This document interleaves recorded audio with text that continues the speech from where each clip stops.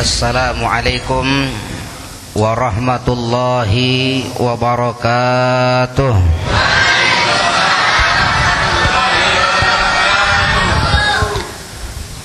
Alhamdulillah,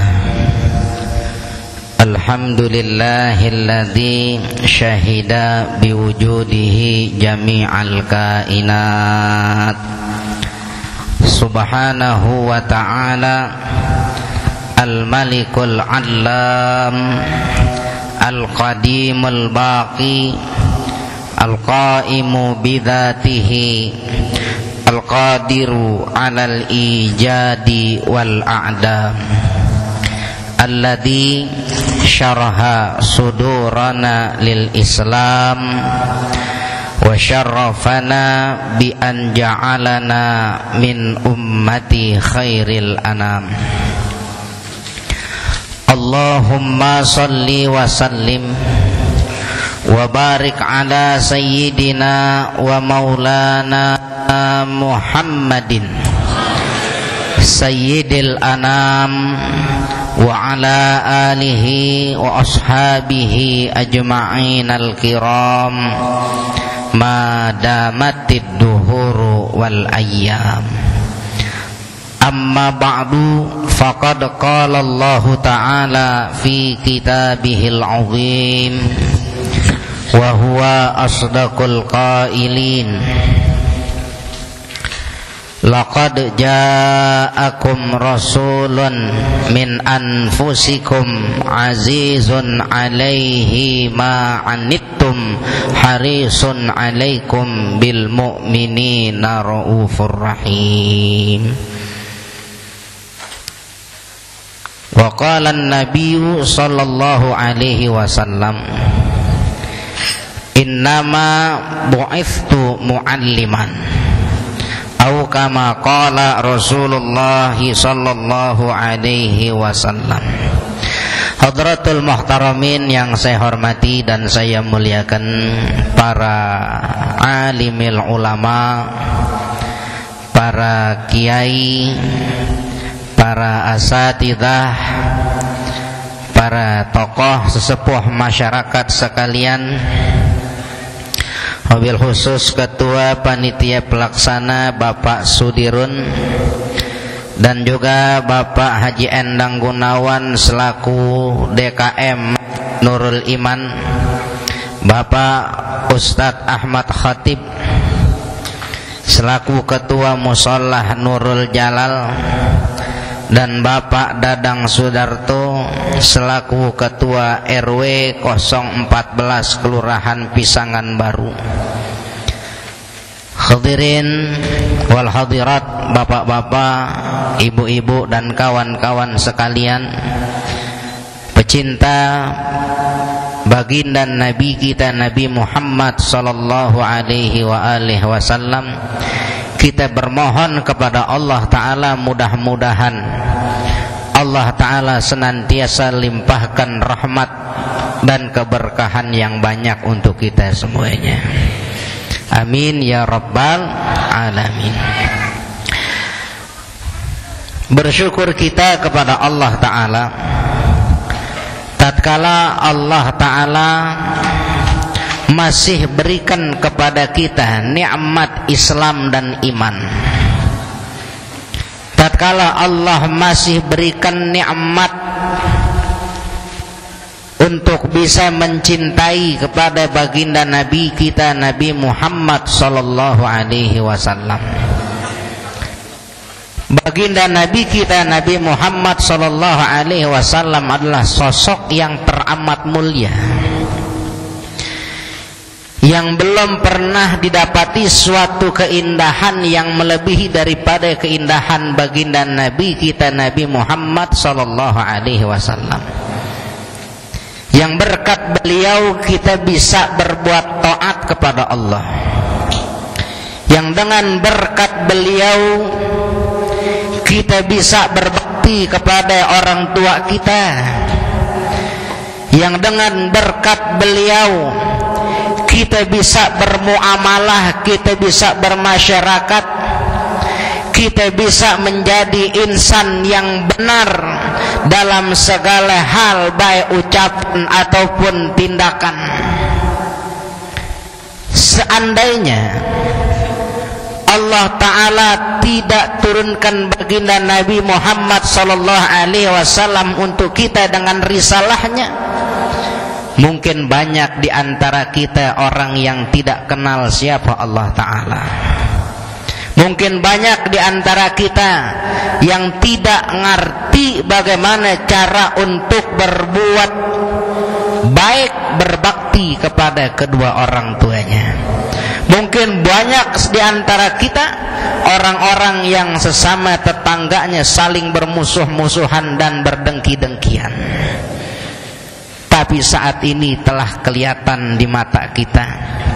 Kita kumpul di masjid ini dengan visi yang sama, dengan misi yang sama, dengan keinginan hati yang sama, yaitu ingin meningkatkan kecintaan kepada baginda Nabi kita Nabi Muhammad sallallahu alaihi wasallam. Sungguh Nabi ini sosok yang teramat mulia,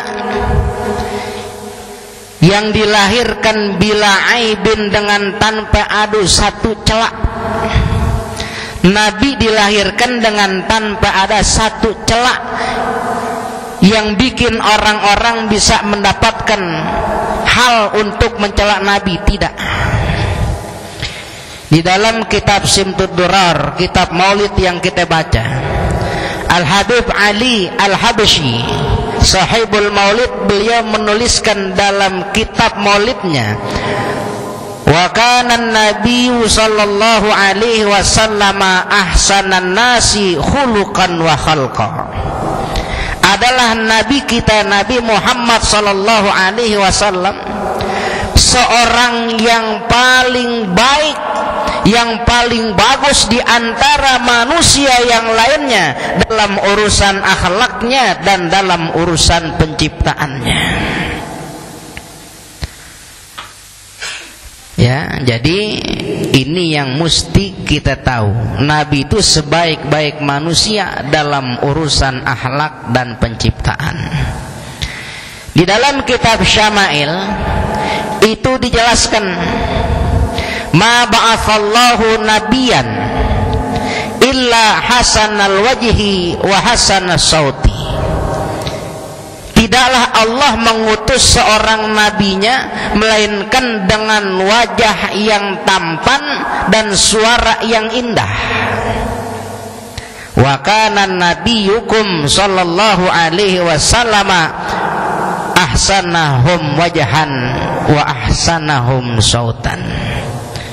Dan adalah nabi kamu, yakni nabi kita sekalian Nabi Muhammad sallallahu alaihi wasallam, adalah yang paling tampan wajahnya dari sekalian nabi yang ada. Tidak sebatas 25 nabi dan rasul, namun dari 124.000 nabi, nabi kita yang paling tampan wajahnya. Tak kala kita tahu Nabiullah Yusuf alaihissalam seorang nabi yang tampan, yang sampai bikin terlena ibu-ibu yang suruh motong apel pakai pisau yang digores tangannya. Ya, itu kan tampan tuh, saking tampannya terlena. Padahal Nabi kita Nabi Muhammad sallallahu alaihi wasallam dalam riwayat itu ketampanan Nabi Yusuf cuman sepertiga ketampanan Nabi kita Nabi Muhammad sallallahu alaihi wasallam. Tapi Nabi tidak bikin orang celaka. Kenapa?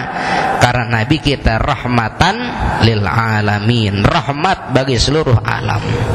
Siapa yang datang membawa rahmat, maka justru kedatangannya itu membawakan bahagia. Wa ahsanahum sautan, dan Nabi kita Nabi Muhammad sallallahu alaihi wasallam adalah yang paling bagus dari sekalian nabi-nabi akan suaranya. Nabi kita suaranya indah. Ini kalau kita mensifati penciptaan Nabi. Sahabat Anas radhiyallahu an beliau meriwayatkan, Wa kana an-nabiy sallallahu alaihi wasallam kafiral araq. Adalah nabi kita Nabi Muhammad sallallahu alaihi wasallam itu seorang yang banyak keringatnya. Kalau kata kita orang banyak keringat itu bagus nggak? Orang banyak keringat bagus nggak? Banyak keringat. Gue liatin muka lo demek bener. Kalau banyak keringatnya. Tapi tidak untuk baginda Nabi kita Nabi Muhammad sallallahu alaihi wasallam. Keringatnya Nabi justru menjadi suatu keindahan. Disampaikan dalam syama'ilnya, wa kana arquhu sallallahu alaihi wasallam fi wajhihi kallu'lu. Adalah keringatnya Nabi sallallahu alaihi wasallam di wajah mulia beliau itu laksana mutiara. Keringat dilihat laksana mutiara. Bukan karena keringat itu suatu hal yang indah, bukan. Tapi keringat Nabi menjadi indah karena itu keringat bersentuhan menempel dengan sosok yang indah, yakni baginda Nabi Muhammad sallallahu alaihi wasallam. Coba kalau keringat di muka kita, lu mandi ngapa sih begitu? Demek lo, gember lo gitu. Tapi karena nempelnya sama Nabi, maka sungguh itu keringat jadi laksana mutiara dilihat orang. Kenapa? Karena itu keringat nempelnya di sosok yang indah dan sosok yang mulia. Shallu ala Nabi. Sungguh indah luar biasa Nabi kita. Dan dikatakan keringatnya Nabi kita Nabi Muhammad sallallahu alaihi wasallam atyaba minal miskil adfar. Itu terlebih wangi dari minyak misik yang paling wangi. Misik itu dalam sejarah minyak wangi, minyak yang mahal. Wanginya sungguh duren. Siapa orang yang pakai minyak misik pasti wanginya disenengin orang. Nggak laki nggak perempuan. Kalau kita kadang-kadang ke minyak wangi, ya dikit salah banyak salah. Lempengan banyak orang kata minyak nyong-nyong dipakai. Kita, tapi Nabi kita keringatnya lebih wangi dari minyak wangi yang paling wangi. Pernah dalam satu riwayat, tatkala Nabi kita Nabi Muhammad sallallahu alaihi wasallam beliau masuk ke dalam suatu pasar.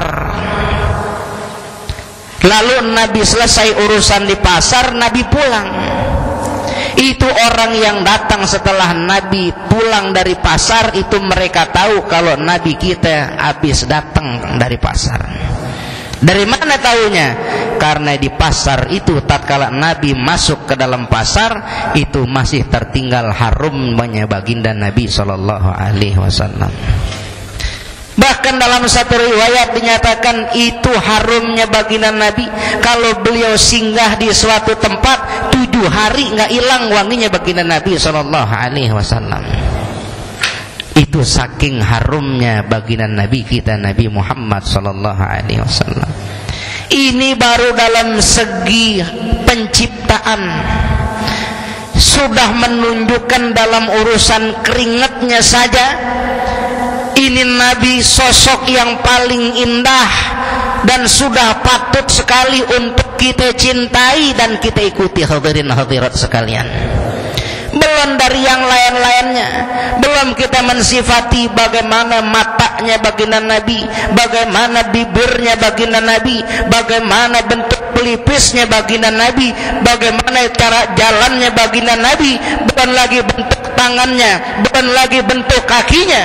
Yakinilah bahwa semua yang ada pada baginda Nabi sallallahu alaihi wasallam tidak ada satu makhluk pun yang bisa menyamai akan keindahannya. Sallu ala Nabi Muhammad. Itu Nabi kita Bapak Ibu sekalian. Oleh sebab itu mengikut kepada Nabi Muhammad sallallahu alaihi wasallam, mencintai Nabi Muhammad sallallahu alaihi wasallam, berbuat taat kepada Nabi sallallahu alaihi wasallam, hukumnya apa kira-kira? Wajib. Hukumnya wajib. Dalam satu hadis dinyatakan, salasu ayatin nazalat makrunatan bi thalathin la yaqbalullahu ta'ala wahidan minhunna illa biqarinatiha. Ada 3 ayat yang turunnya berbarengan dengan ayat yang lain yang Allah tidak terima satu dari 3 tersebut kalau nggak disertakan dengan temannya itu. Apa salah satunya? Ayat atiullaha wa atiur rasul. Taatlah kamu kepada Allah, taatlah kamu kepada Rasul. Apa maknanya? Wa man ata Allah wa lam yuti'ir rasul lam yuqbal minhu. Siapa orang yang taat kepada Allah tapi dia nggak mau taat kepada Rasul, maka tidak diterima taatnya. Berarti taat kepada Rasul hukumnya wajib. Walaupun dia taat kepada Allah tapi dia tidak mentaati Rasul, maka taat kepada Allahnya tidak diterima. Berarti taat kepada Rasul hukumnya wajib. Tidak bisa tidak, Bapak Ibu sekalian. Sebab wajibnya mentaat kepada Rasul, maka kita sampai kepada ini nih, akidah. Kalau ada orang yang tidak taat kepada Rasul, maka rusak akidahnya. Siapapun dia, biar kata dipakai udang-udang gede, ya, besar udang-udangnya, bukan lagi ban Vespa, kayak ban mobil Jeep tuh, bayangin tuh. Tapi dia nggak taat sama Rasulullah, maka nggak diterima taat sama Allahnya. Ini urusan akidah kita. Makanya mencinta, mengikut kepada Nabi Muhammad sallallahu alaihi wasallam hukumnya wajib. Nah, ini mumpung banyak ibu-ibu, ada satu kisah. Ini kisah ada dalam kitab Uqudul Jain. Ya, dihikayatkan wa hukiya anna imra'atan kharajat min baitiha litasma'a kalaman Nabi sallallahu alaihi wasallam ma'a ashabihi. Dihikayatkan bahwa ada seorang wanita, dia keluar dari rumahnya mau ngapain? Litasma'a kalaman Nabi, karena pengen ngedengerin sabda-sabdanya Nabi sallallahu alaihi wasallam ma'a ashabihi, bersama sahabat-sahabatnya. Ini perempuan keluar sendirian dari rumah pengen nyamperin tempat majelisnya Nabi. Lalu di jalanan, nah ini hati-hati, orang perempuan tuh tempat godaan, dia tempat digodain sama orang laki. Bener aja, faro'aha rajulun syabun. Itu di jalanan ngeliatin dia ada seorang laki-laki muda, pemuda dah. Ya, pemuda lagi duduk ngeliatin ini orang perempuan, dia keluar di rumahnya sendirian, digodain. Jadi dari dulu udah ada tuh, ya, tukang godain orang perempuan. Dikata gini, ya Hurmah, aina qasduki? Nyonya, mau kemana? Sendiri-sendirian aja gitu kalau bahasa kita. Dijawab amene perempuan, ana qasidatun Nabi sallallahu alaihi wasallam li asma'a kalamal malih. Saya bertujuan ke tempatnya Nabi sallallahu alaihi wasallam, saya pengen dengar ucapan-ucapan sabda mulia beliau yang indah-indah itu. Begitu. Maka kata orang laki-laki ini, atuhibbin, apakah kamu cinta ilan Nabi sallallahu alaihi wasallam? Apakah kamu cinta kepada Nabi sallallahu alaihi wasallam? Maka dia jawab, tentu saya cinta kepada Nabi. Ini orang laki emang dasar tukang godain orang perempuan. Dia kata gini, bihaqi hubbin Nabi ilaiki, demi kebenaran kecintaan Nabi kepada dirimu. Kan kamu bilang cinta Nabi, demi kebenaran cinta Nabi kepada dirimu, irfa'i niqabak. Coba buka niqabnya, itu enggak niqab? Nih, cadar. Ini perempuan disuruh buka cadarnya, tapi disebutkan demi kecintaan Nabi kepada dirinya. Ini perempuan orang yang cinta benar sama Nabi, karena disebut kecintaan sama Nabi, dia nggak bisa enggak Akhirnya apa? Wa kasyafat, dibuka tuh niqabnya, dibuka cadarnya itu perempuan.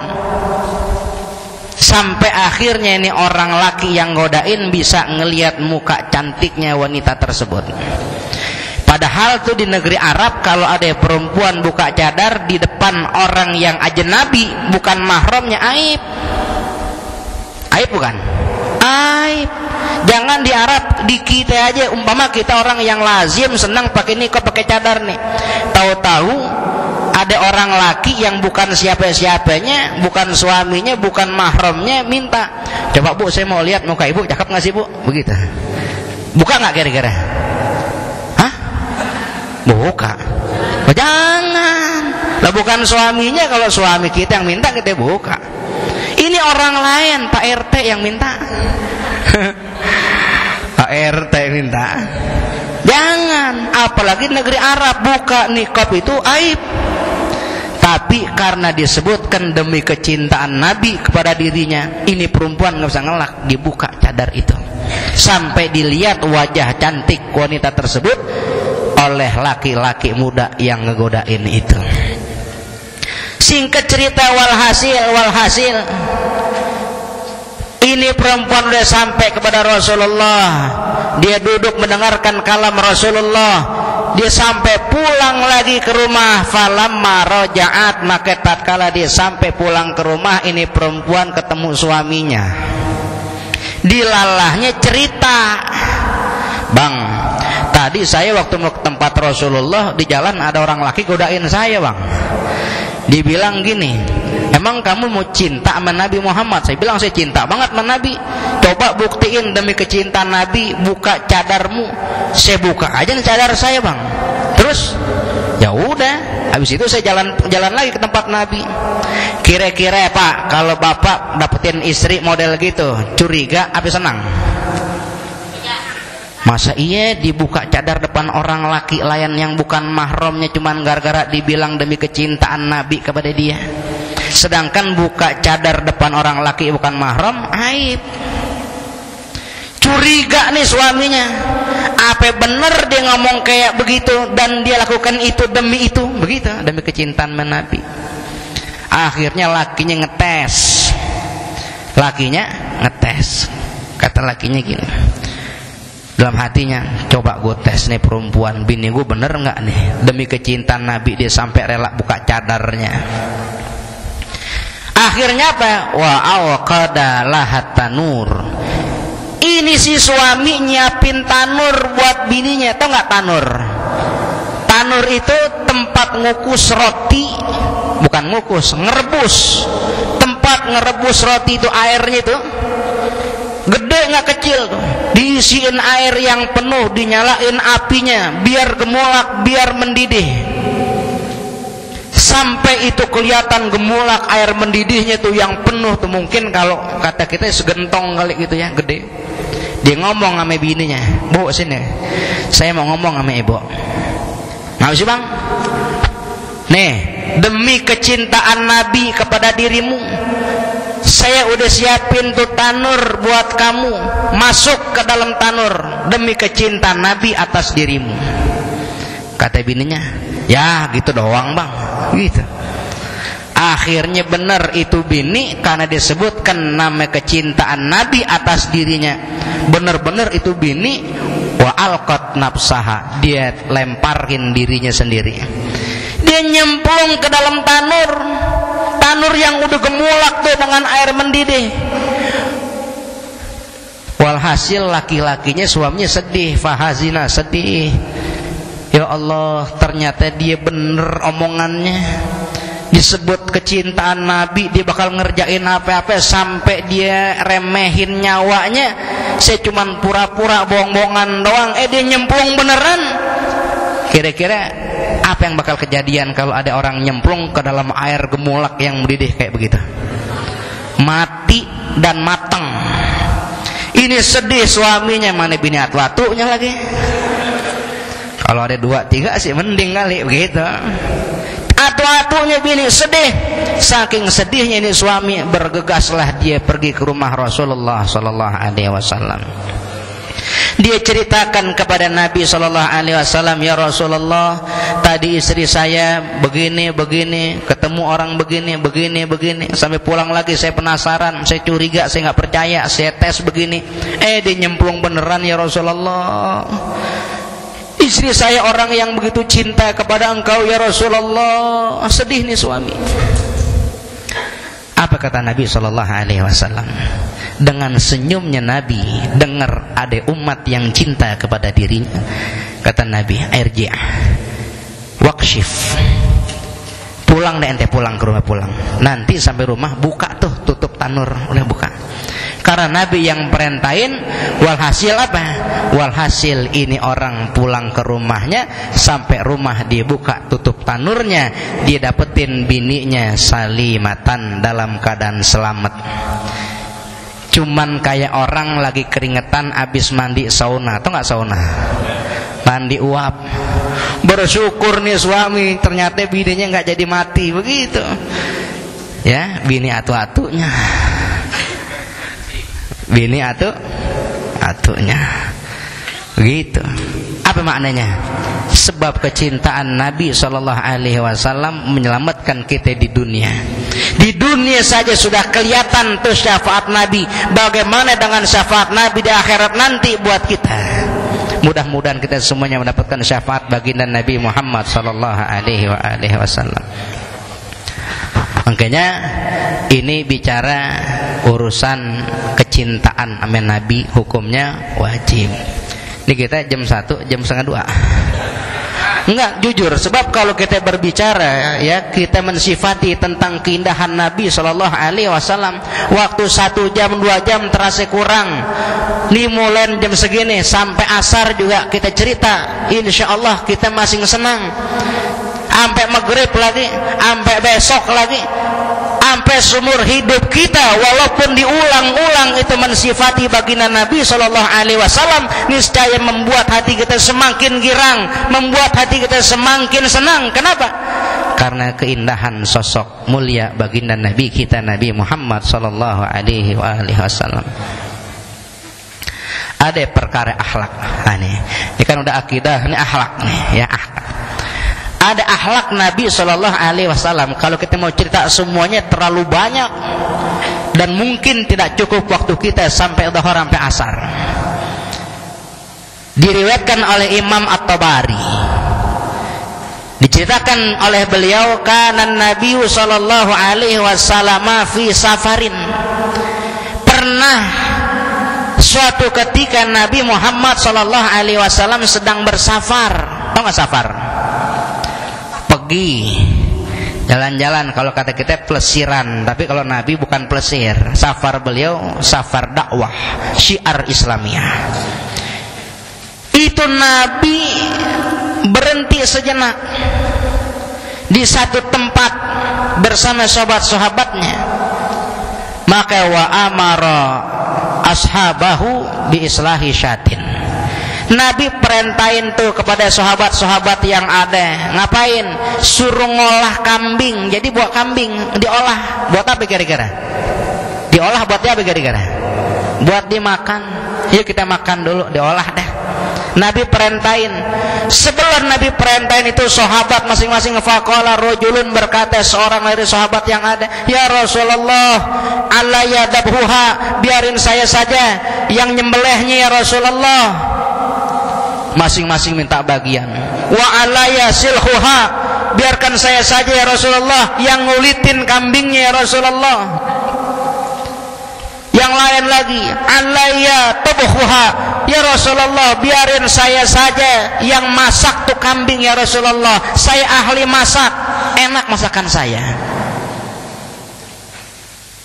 Maka faqala Rasulullah sallallahu alaihi wasallam, kata Nabi SAW pada saat itu, alayya jam'ul hatab, kalau begitu biarin saya saja, kata Nabi, yang cari kayu bakarnya.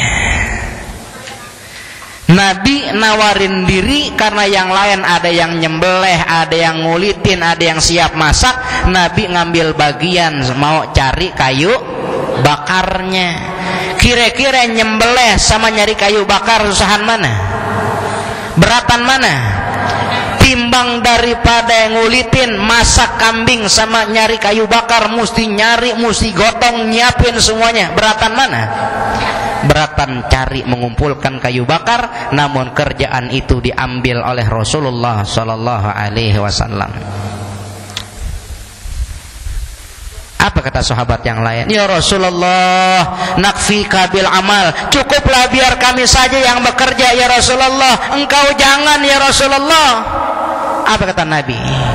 Saya tahu, takfuni bil amal, engkau telah cukupkan semuanya untuk diriku dengan kerjaan masing-masing. Tapi Nabi tidak mau membeda-bedakan diri beliau dengan sahabat-sahabat yang lainnya. Ini akhlak Rasulullah sallallahu alaihi wasallam. Kalau kita enggak begitu, kadang-kadang ada ketua, sekretaris, bendahara, ketua nyuruh-nyuruh, yang lain yang kerja. Kalau Nabi enggak begitu, ya, enggak mentang-mentang di RW merentahin RT, RW lenggang-lenggang kaki, mau turun kerja semuanya. Sifat pemimpin yang seperti ini yang dicontohkan oleh Rasulullah sallallahu alaihi wasallam adalah akhlak yang mesti kita tiru. Makanya kalau kita itu cinta sama Nabi, nanti kita bisa ikut kepada Nabi, maka akan berjalan diri kita di dalam akhlaknya baginda Nabi sallallahu alaihi wasallam. Perihal akhlak. Lalu yang terakhir perihal ilmu. Ini sudah tidak diragukan lagi. Kalau kita pengen bisa ngikutin akidah yang benar, kalau kita pengen bisa berakhlak dengan akhlak Nabi sallallahu alaihi wasallam dengan sebaik-baiknya akhlak, maka tidak bisa tidak kita dapetin akidah dan akhlak ini adalah harus dengan adanya ilmu. Kalau umpama mau tidak mau mesti dengan ilmu, berarti mau nggak mau kita mesti ngapain? Ngaji, mesti ngaji. Makanya kalau kita mau bisa ngikutin Nabi sallallahu alaihi wasallam, tidak bisa tidak, mesti ngaji, mesti menuntut ilmu. Karena Nabi kita tidak mewariskan dirham, tidak mewariskan dinar. Wa innama warathul ilma, hanya saja Nabi itu mewariskan ilmu. Mudah-mudahan Allah berikan taufik kepada kita agar kita bisa senantiasa menuntut ilmu dalam kehidupan kita, sehingga datang keridhaan Allah untuk kita, sehingga menjadi benar sekalian urusan ibadah-ibadah kita, sehingga kita bisa berlaku dengan sebaik-baiknya tindakan di dalam dunia yang bisa menyelamatkan kita di dunia sampai akhirat nanti. Amin ya rabbal alamin. Kita minta kepada Allah, mudah-mudahan Allah kuatkan Islam kita, Allah mantapkan keimanan kita, Allah teguhkan, kuatkan, kokohkan ketakwaan kita. Kita minta kepada Allah Ta'ala, kalaupun nanti datang ajal kita, datang malaikat Israel ingin menjemput nyawa kita, mudah-mudahan Allah wafatkan kita dalam keadaan husnul khatimah, mati dalam Islam, mati dalam iman, mati dalam takwa, dan mati dalam keadaan cinta yang besar kepada Nabi Muhammad sallallahu alaihi wasallam. Kurang lebihnya semoga dimaafkan. Wal afu minkum. Wassalamualaikum warahmatullahi wabarakatuh.